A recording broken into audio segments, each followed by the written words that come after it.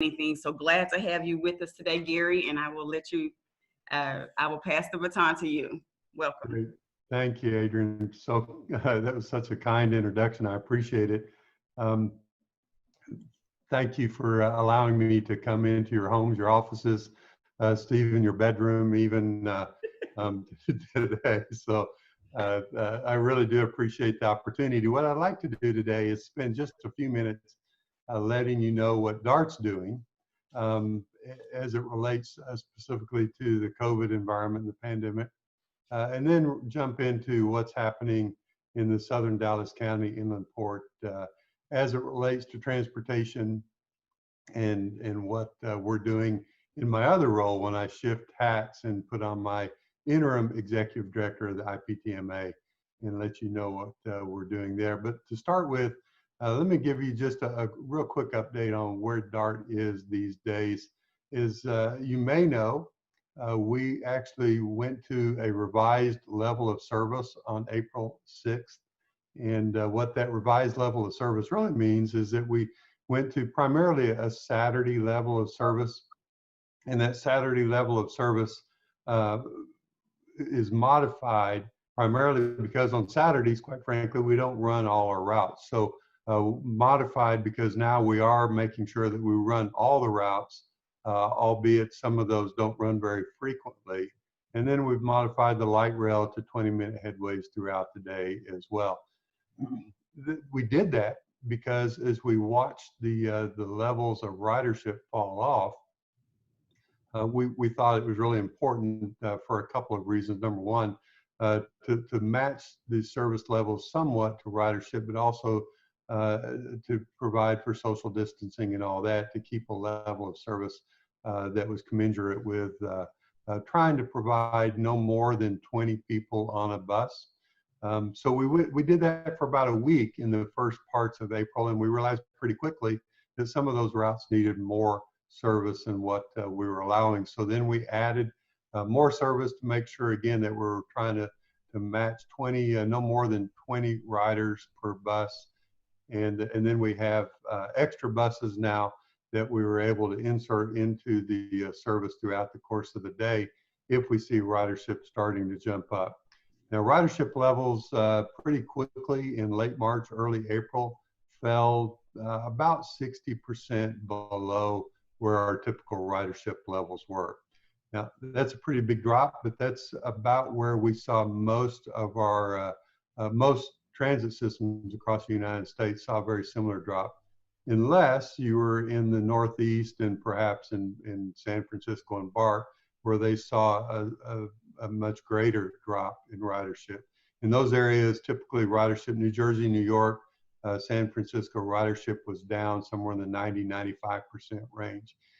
And so as we watched this play out across the country, what became very obvious was that, and many of you might have heard us talk about our different riders, who our customers are at DART. We have the reliant customer, the person that relies on transit every day, the task rider. The task rider is the customer who uses transit to get to the doctor, to get to school, maybe to get to their job, to go to the grocery store. And then you have the commuter. And the commuter is someone, as it would suggest, someone that perhaps lives a little bit further away from that center city or those job markets and commutes to their job on a daily basis. And then fourth is the event rider, the person that is going to the hockey game, the basketball game. So as you think about those different groups of riders, the reliant rider, the task rider, are the folks that continue to ride every day at DART.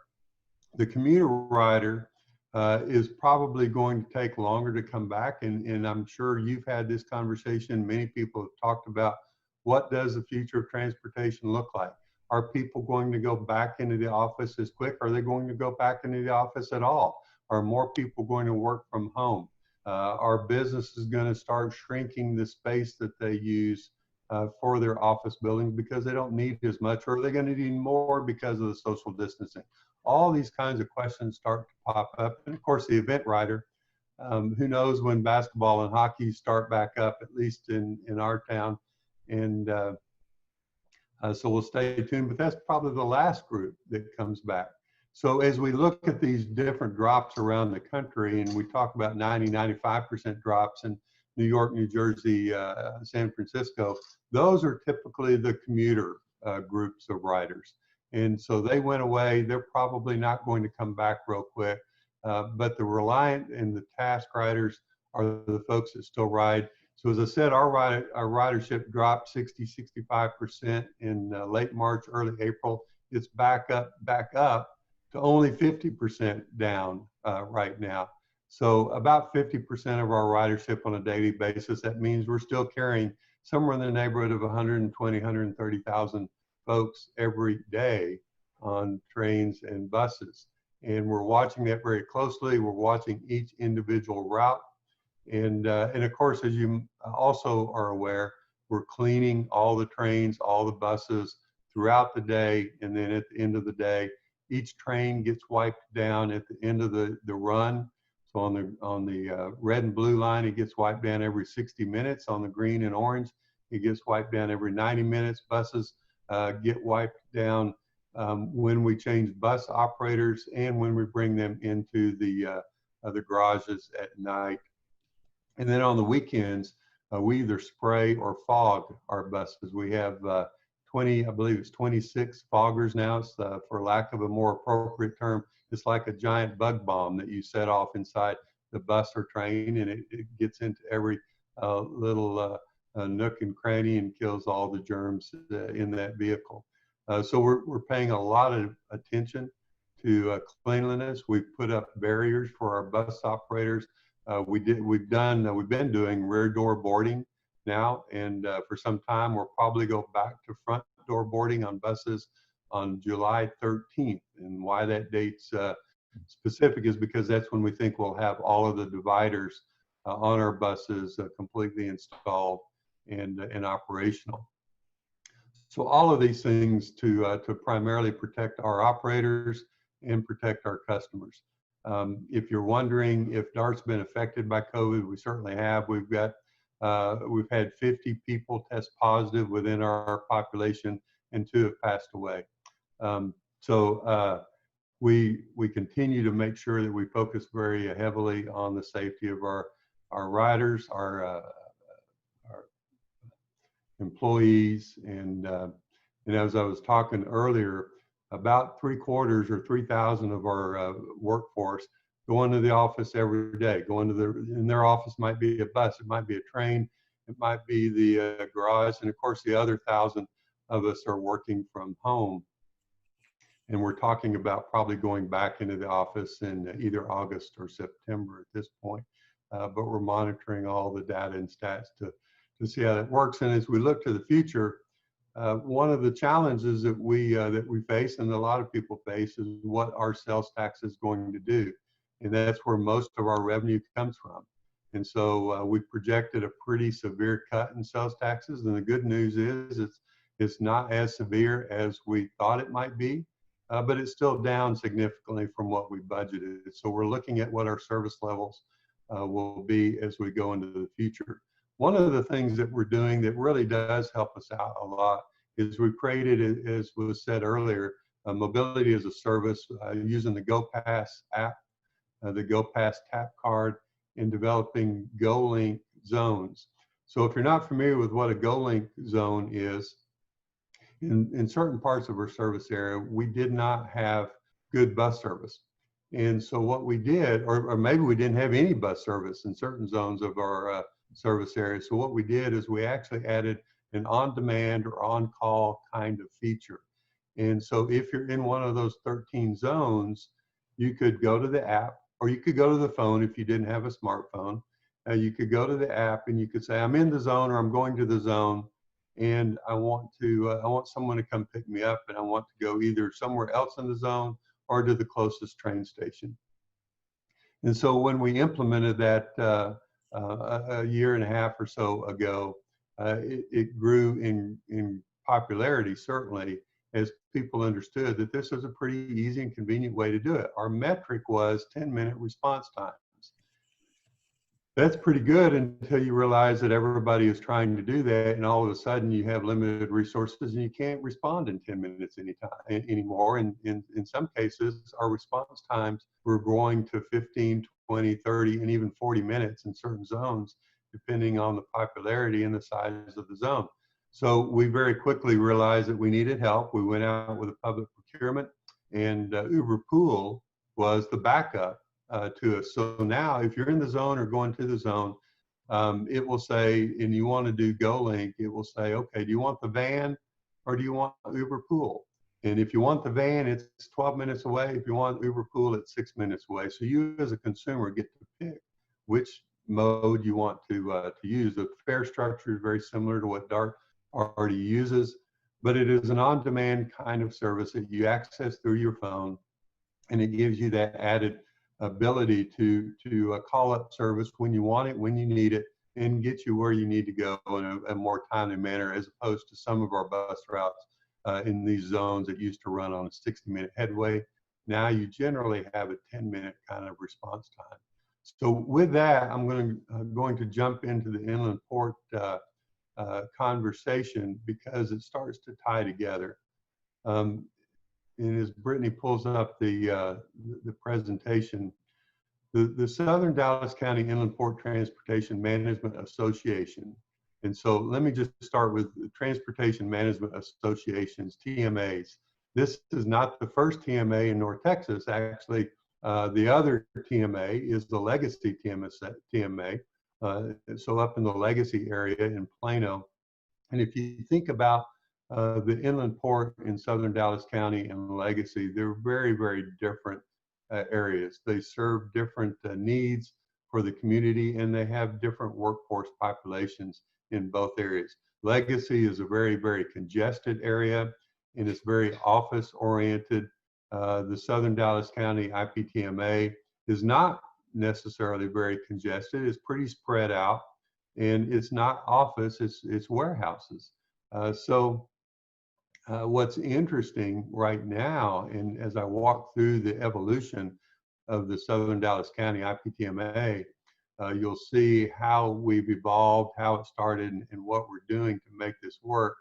But the interesting thing is, we were setting this up, we had two TMAs, both served similar needs, transportation needs, but both were in very, very different areas, in very different circumstances and situations. So if you look at what's happening today, the Legacy TMA, their board just voted to put it on hold for 6 months. And as Brittany knows, I was also just voted to be their interim executive director, because their full-time executive director, they said, you know, we really can't afford to do that anymore. He went back to Minnesota, where he lives, and I'll be running that one. The good news, as Brittany knows, is that they are, as I said, they've suspended service for 6 months, because in that environment, the congestion isn't there anymore, and people aren't going into the office anymore. So it's really not necessary. Conversely, the Southern Dallas County IPTMA is busier than they've ever been. If you think about what Amazon is doing right now, what Procter & Gamble is doing right now, what Home Depot is doing right now, their businesses are booming. And so the inland port is busier. I mean, and one of the people on our board is from Procter & Gamble, and he says, you know, this is Christmas time on steroids, if you will.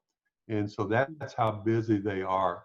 Brittany, if you go to the next slide, I'll walk you through a few things. So this is the inland port as we know it. Is there a specific definition of this boundary? No, not really. This is just the accepted boundary of the IP, or the inland port as we know it today.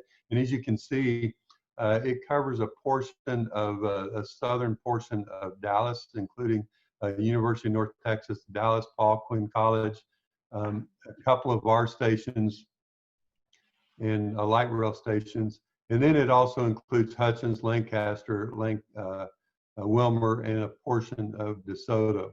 And then, of course, a lot of unincorporated areas of Dallas County. So that's generally the boundary, and all those red dots are significant employers, as you can see.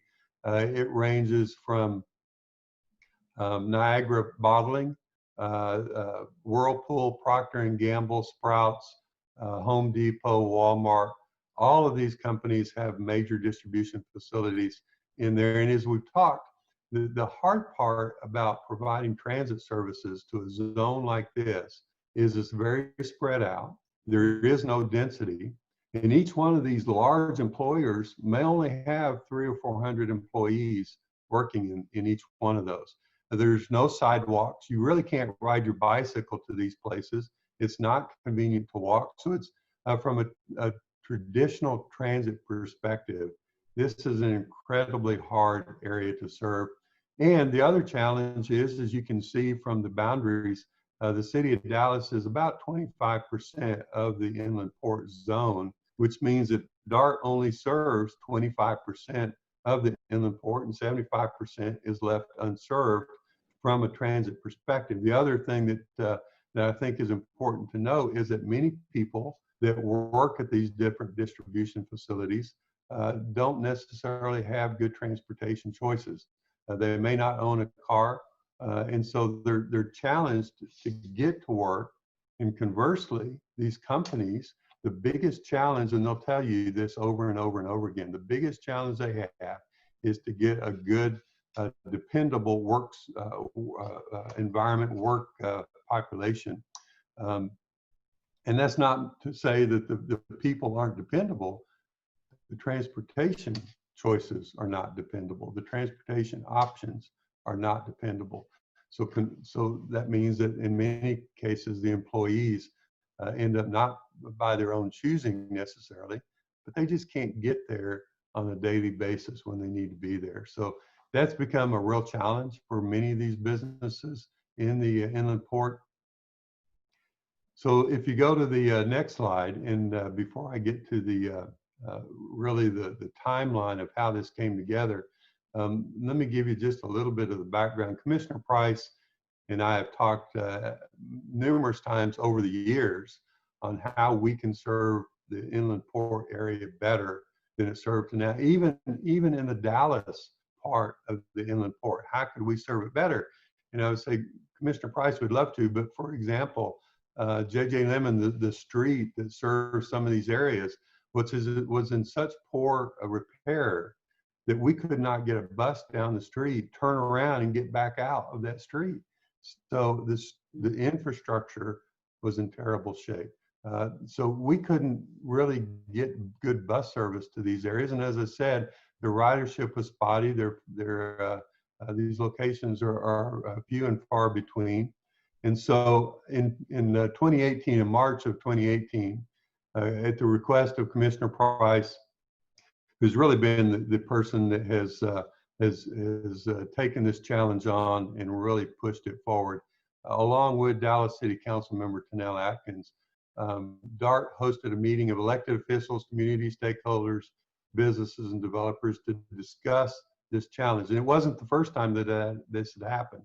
Commissioner Price had held a few of these kinds of meetings before this even to talk about the challenges and issues and how we could solve it. But this was the first time that a large group of people came together to really talk about what we're going to do, how we're going to solve it, and what the next steps might be.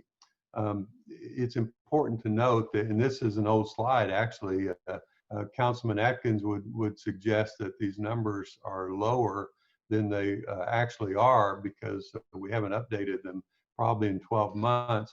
But there's an estimated 33,000 jobs. The challenge, as I said, is only 16,000 of these jobs or 16,000 are outside, meaning there's about half of them outside, half inside the DART service area. As we went to that meeting on that March day at UNT Dallas, the consensus was that a Transportation Management Association would be a good solution. And again, people say, well, why not DART? Why didn't DART do this? Well, if you remember the way DART is formed and the way we're structured, is the cities that are inside our service area contribute the 1% sales tax. Actually, the citizens contribute the 1% sales tax to fund us. In many of the cities outside or south of the southern border of city of Dallas didn't have that opportunity to contribute that 1% sales tax. We've had conversations with Lancaster and DeSoto, Duncanville, Cedar Hill for years now about that option. And they've used that 1% for something else. So it really wasn't a good solution for that to happen.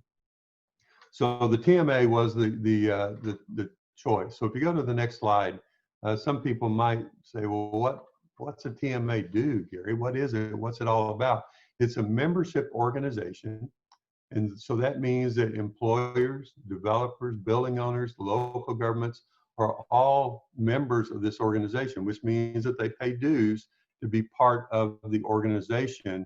And then the organization provides collectively a transportation solution to this zone where all of these groups have come together to pay for those transportation services. So not unlike DART, but on a much smaller scale, and it includes public and private companies. Traditionally, it's located in areas of dense employment with low or no transit services, like the legacy area. So the IPTMA is really a little bit of an anomaly, and it's a little unique as you look at TMAs around the country.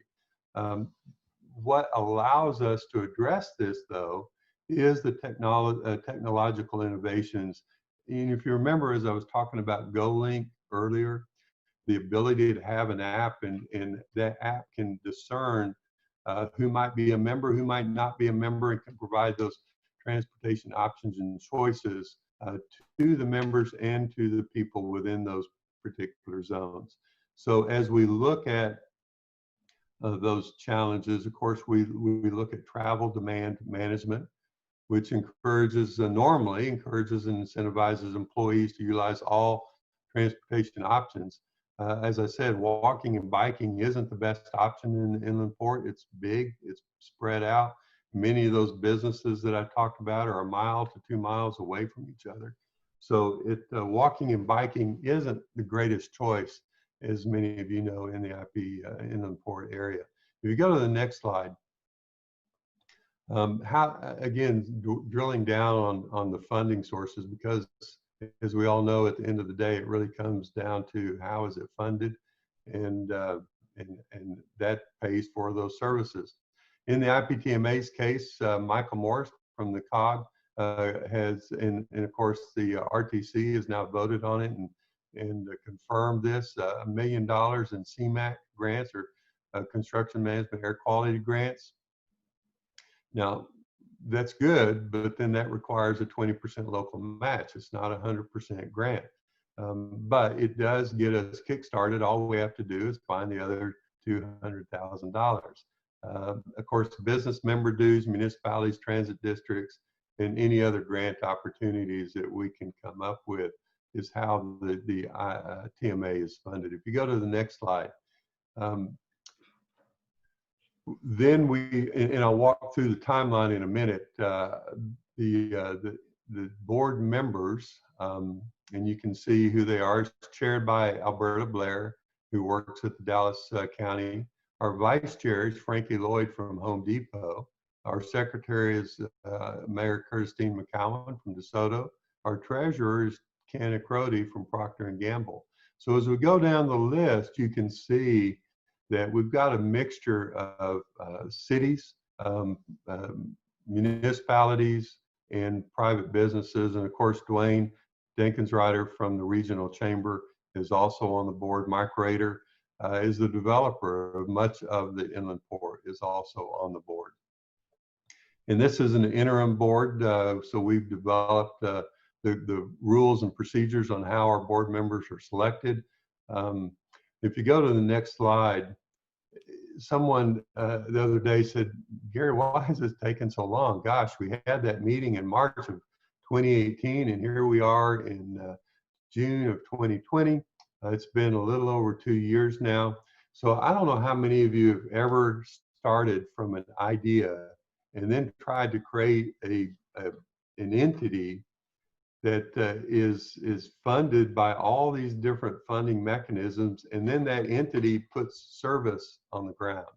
And that's really where we are now. So in March, as I said, we had that first symposium, and we moved very quickly on some things because they were just easier to do. Getting our certificate of formation filed and accepted by the Texas Secretary of State. We had to submit our business plan to the North Central Texas Council of Governments to get that grant. So that had to happen by August of 2018 to get the $1 million grant that I talked about. We had our first board of directors meeting in October of 2018. And then we, the second one, and then we didn't elect board officers that I just talked about until December of 2018.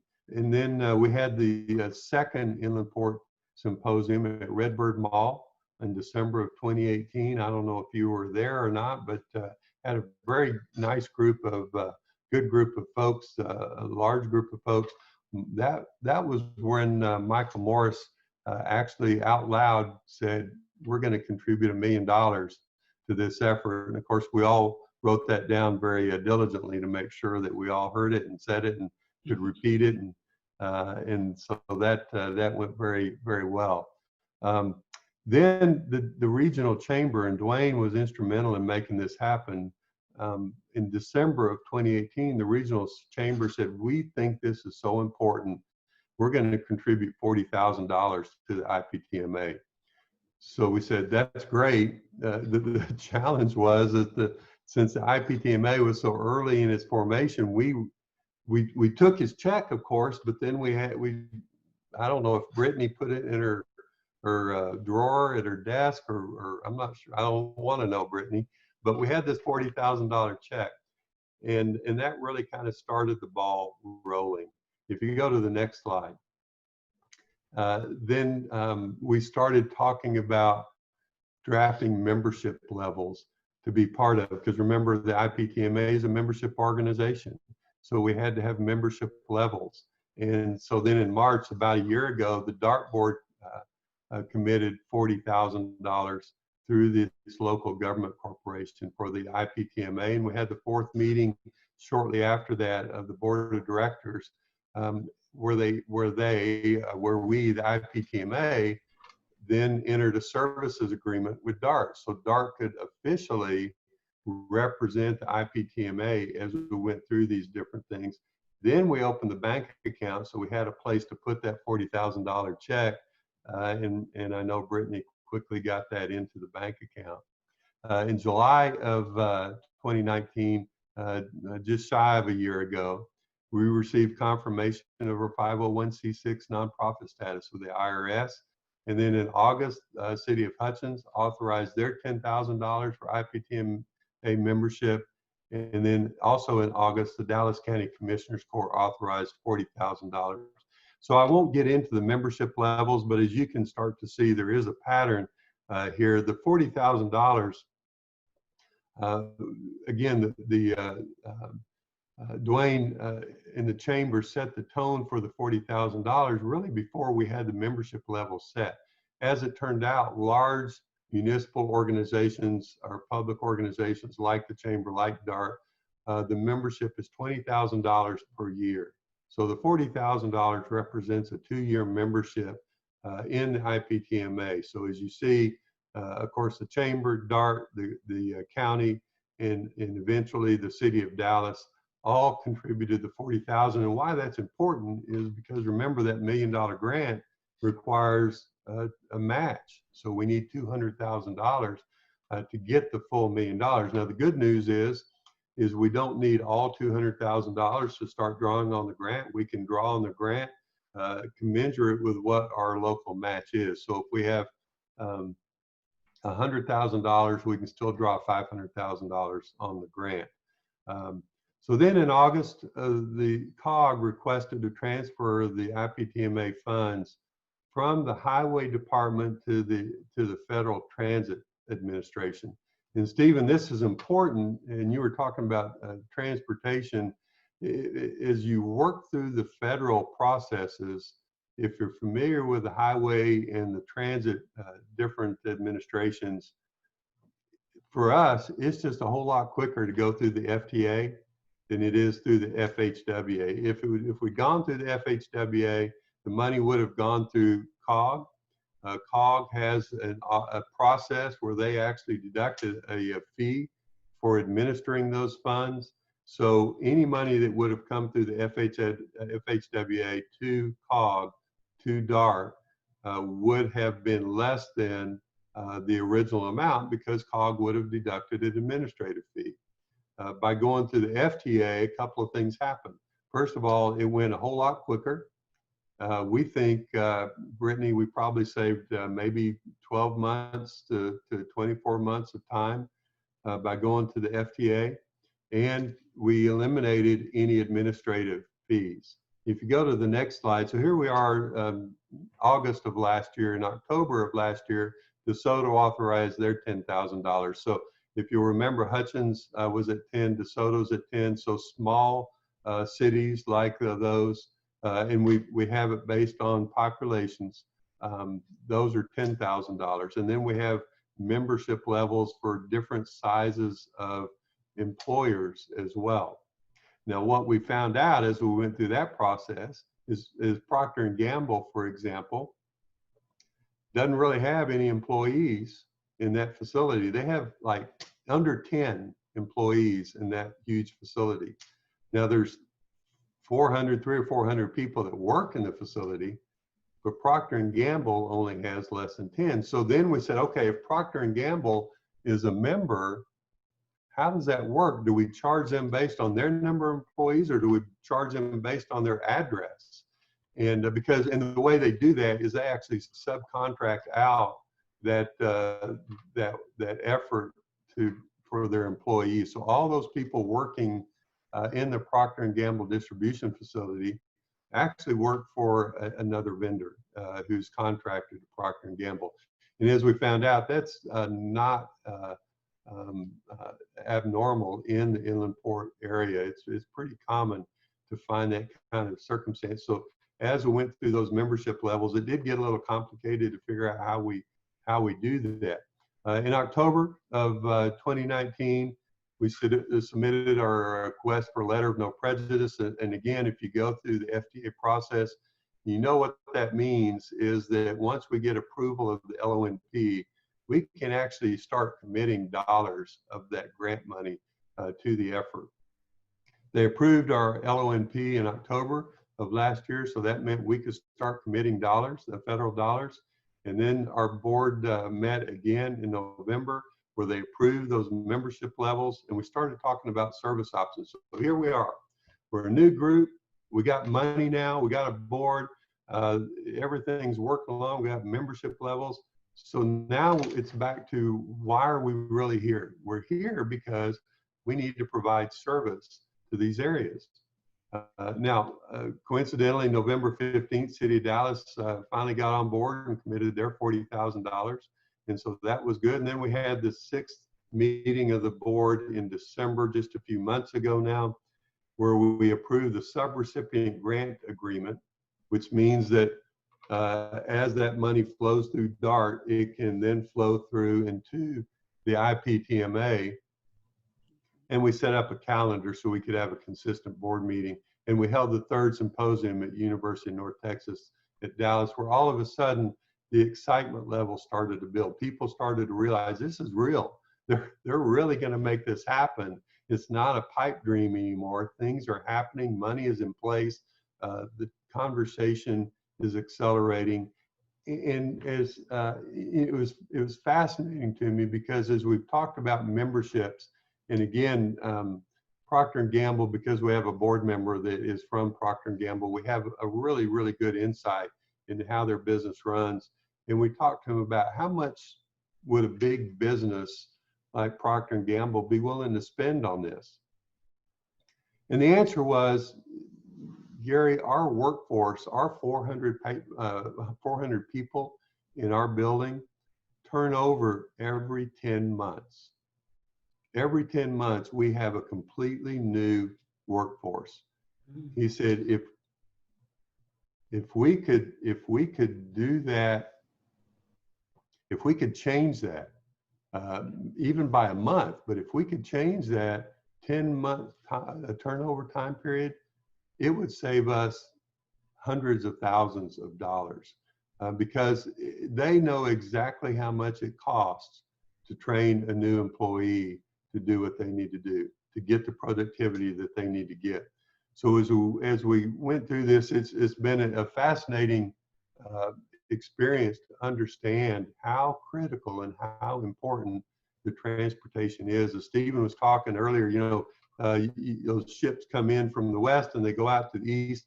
Those processes, it's all about the efficiency of getting into and out of the port and getting the number of people into, getting the goods in and out. And it's the same in the inland port. It's about how do you get people to those jobs so they can do what they need to do in as efficient manner as possible and not have a complete turnover of your workforce every 10 months. If you go to the next slide. So in January this year, we had the 7th meeting. We started talking about service options. We talked about microtransit, fixed route, and subsidy options. And we talked about hiring a full-time executive director, maybe my favorite conversation. And Brittany's favorite conversation too. But as we started going through that, we said, okay, there's basically three ways to provide transportation services. We can provide the microtransit services, we can provide a fixed route, traditional fixed route, or we can provide a subsidy, meaning that we'll pay $3 for every person, every trip is taken. And hopefully that, or maybe it's $4 or maybe it's $5, and we're going to guesstimate how many trips are going to be taken so we can budget those dollars. We got our grant executed in April, a couple months ago. We had our meeting with a board meeting to discuss service implementation services again. And then in May, the board approved the microtransit and rider subsidy program. And you'll notice they did not include fixed route. There are some fixed route services that Star Transit is running. But again, remember, fixed route is fairly rigid. There's bus stops, there's routes. It doesn't provide the flexibility that you need in a place like the Southern Dallas County Inland Port area. So in May, the day after the board approved this, we started drafting the timeline and the different agreements to get this service in place by this December. So if you go to the next slide, the services will include expanded microtransit. And I talked about if you say, well, Gary, what is microtransit? If you remember when I talked about the GoLink zones, those on-demand zones where you can go to your app or your phone and call in if you don't have a smartphone and say, here, I'm here, I need to go there. So in the membership areas, we're going to operate that same kind of service from 5 a.m. to 8 p.m. The vans will be provided by Star Transit, and Uber Pool will be the backup and support the demand. So again, the customers can choose between the van and Uber Pool. The app will tell you how far each is away, so you can make an informed decision about what you pick.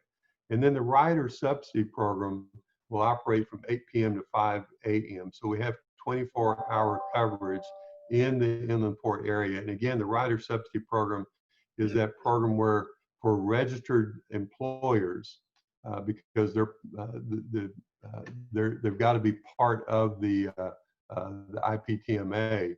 The IPTMA will pay $3 for every trip in that time from 8 p.m. to 5 a.m. is taken. So it subsidizes those services, and that trip can be taken on Uber Pool again. So if you go to the next slide, there's the map. So remember what the inland port zone looked like. All of a sudden, you start to realize how important it is for the membership portion of this. So all of Dallas, of course, is in the IPTMA, as is DeSoto, as is Hutchins. Lancaster has not paid their $10,000 yet, nor has Wilmer. The other challenge, though, is the businesses. So someone said, well, what happens if a business is located in Hutchins? Does that mean that that business gets serviced because they're located in Hutchins? Well, no. and if the business, it meets the criteria for being big enough to be a member of the IPTMA, they've got to be a member of the IPTMA for us to take people to and from that business in Hutchins. So if you lived in Hutchins, you wanted to go to the grocery store, then you can do that all day long. But if you wanted to go to FedEx, you cannot do that unless FedEx is the member of the IPTMA. And that was a big debate because we said, well, is that fair? Is that not fair? We said, well, here's the way to look at it. For the first 2 years, so that $1 million that we're getting through the CMAQ grant, that will cover us for 2.5 years of the first 2.5 years of our existence. And we've not really spent any of that money yet, except a really minor amount to get the some of the paperwork processed. What happens though at the end of that 2.5 years is if we don't have these businesses and we don't have more of these cities being a member, this ceases to exist. It's not a sustainable approach to how we provide transportation services. So that's why it's important that not only do the businesses participate, I mean the cities participate, as you can see, but also the businesses participate. So it becomes very, very important. So if you go to the next slide. Next steps, of course, who could have a grant without having a grant signing ceremony? And of course, then we'll execute the agreement with our service providers, hire the full-time executive director. And why is that important? Obviously, I've been very privileged to be able to do this and get it set up. But the IPTMA needs a full-time person to be out in the zone every day, talking to these businesses, talking to the cities, making sure that we're serving those members as best we can with the services that they need, and more importantly, that their employees need to get to work and to continue to grow the IPTMA base.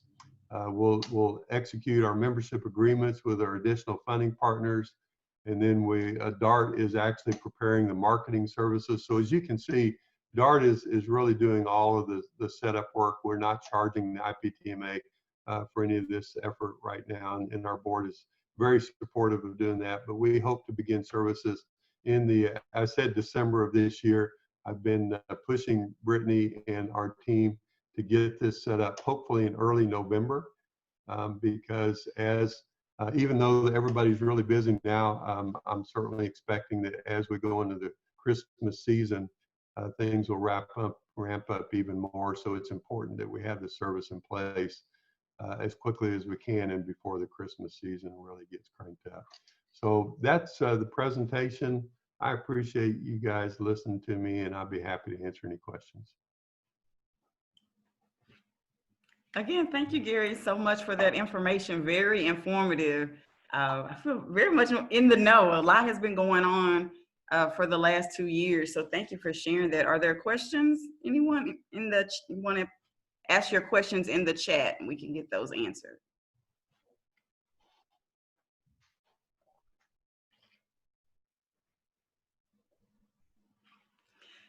Well, Gary, while we're waiting on questions, you alluded to it, but looking to ideally start service on the ground sounds like in November. The thing that sticks out, you mentioned, unlike, I guess, the TMA up north legacy, but as far as the types of businesses that are in the inland port area, this is you said it was like Christmas. I forgot who said that it was like Christmas, and they're a busy season for them. What type of, I guess, feedback and support or partnership are you getting, I guess, from, essentially, the corporate partners, what would be corporate partners or corporate members that make that the businesses that are in that inland port area that maybe aren't involved or aren't on the board? Do you feel like the support is there? A great question. We've had a lot of conversation about that because we've done a lot of outreach. We've surveyed all of the businesses that are in the inland port. We've asked them, is this important to you? Would you consider being a member? And the response generally was was supportive and positive, but it was guarded. A lot of these businesses are very, very, as they should be, very focused on their bottom line. Mm-hmm. They understand, as I said earlier, they're very sophisticated. The large ones are. very sophisticated. They understand what their turnover rate is and how much it costs to train a new person. So they understand the value. So that's not the problem. The challenge is, are you guys real? Is this really going to happen?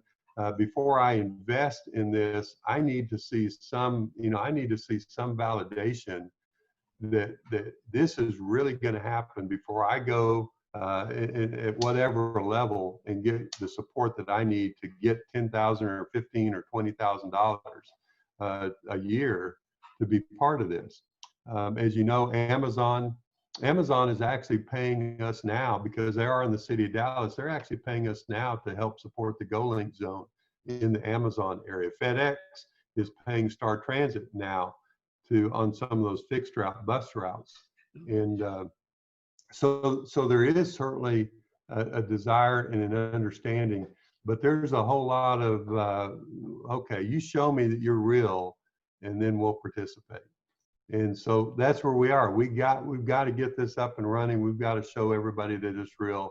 And then I think when people understand that your business gets included when your business pays the membership dues, and you don't get included because the city is paying.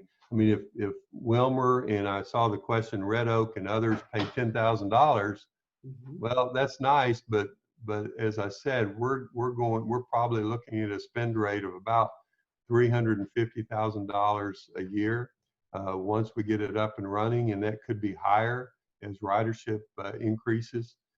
So $10,000 from 2 or 3 cities is not going to support this on an ongoing basis. So we really have to have everybody participating. So I think we'll see a lot of support, but we've got to get something going to prove that we're real this time. Well, I definitely like the piece of the blend of a private, public-private partnership, if you will. I guess build it and they will come. And so looking for corporate partners to join. Wanted to, I guess, a little more detail the question that did come up. Can the city of Red Oak and Ferris join the TMA, and I guess other small municipalities that may be in that coverage area that was on the map? Right, as long as they're in that inland port zone, as we understand it today, yes, they can. Happy to if someone has contact, or they know the city council and they want to invite me out to speak to them, I'm happy to do that, and let them know what we're doing and how it would benefit them. And to Rhonda's question, so yes, the microtransit is available for those communities that are joining, for the people in Hutchins, for the people in DeSoto. They absolutely can use that microtransit service available to get where they want to go. As I said earlier, the hard part is if they're going to a business, and I'm not talking about going to, if it's a McDonald's, if they work at the McDonald's, that would still be covered. But if they're going to the Procter & Gamble type business, the FedEx type business, those businesses that meet the thresholds of membership levels within the IPTMA, those businesses would have to be a member before we would include them, even if they're in the member city. Okay.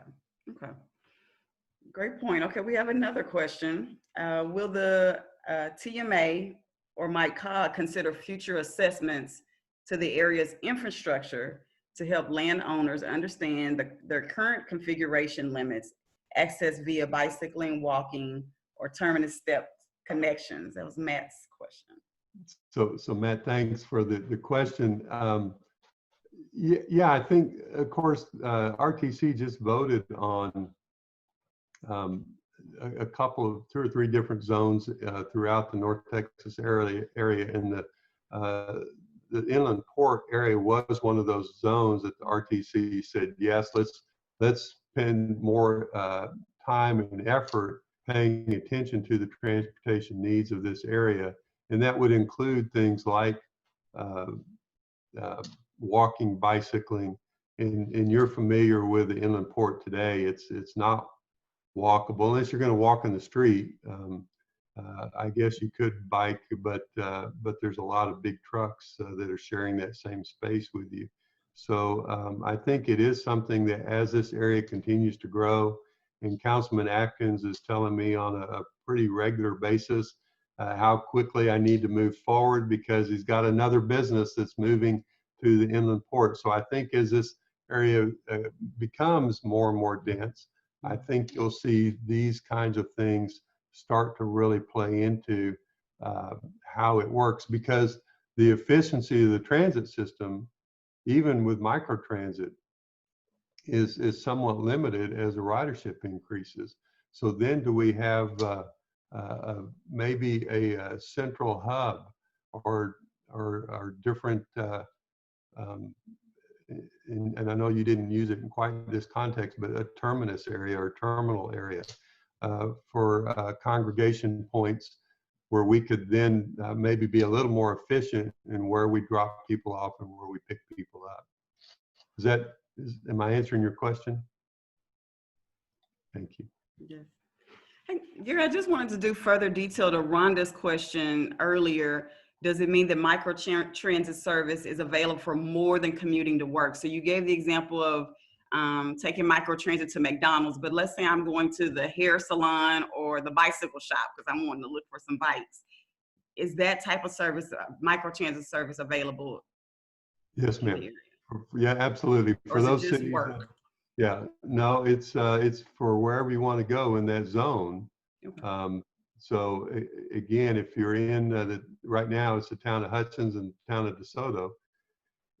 And for DeSoto, it's a relatively small piece that's actually in the inland port. But for Hutchins, and for those of y'all that know Trudy, who's a city manager, a great friend and a longtime friend. Yes, you can go anywhere in Hutchins that you need to go. It starts where we start drawing the line is if you're going to one of those businesses. Gotcha. Okay, that's clear. Any other questions? I'm glad you thought so, because we struggled with it on the IPTMA board. That's one of those things that is really hard to explain. That okay, I understand that FedEx is inside Hutchins, but you can't go there unless FedEx is a member. But there's really no other in this circumstance, and we have to kind of think about it very differently. This is not a public transit organization. It's a 501c6, but we have to treat it very much like a business. Mm-hmm. Otherwise, it won't live past the COG funding. Okay. I don't see any additional questions, but definitely want to, for the sake of time, we'll go ahead and wrap up. So again, want to thank you for your time this morning and sharing this new relevant information over the past 2 years about the Inland Port TMA. I've learned a whole lot more than what I knew at the beginning of the call. I definitely just wanted to, I guess, to say welcome or thank. I know there are a few TMA board members. I know I saw Gail Terrell has signed up, and there may be others that I'm unaware of, but I know some of the board of directors for TMA have joined us this morning as well. Again, thank you, Matt Craig. I did introduce myself as the chair of the Transportation Mobility Committee for Oak Cliff Chamber, and then Matt Craig is our co-chair. And we'll definitely, I guess, turn it back over. I guess Keandra or Stephen Camp, did you guys have closing remarks for us this morning? We just want to thank everyone for being here. We know that the COVID virus is having an amazing resurgence in Dallas, and I don't know that amazing is the word, but it is a frightening resurgence, and we want everyone to be safe and everyone to employ best practices, because that's important to us at the chamber. Everyone have a great meeting, and we'll see you again. Talk to you later. Bye. Thank you. Thank you.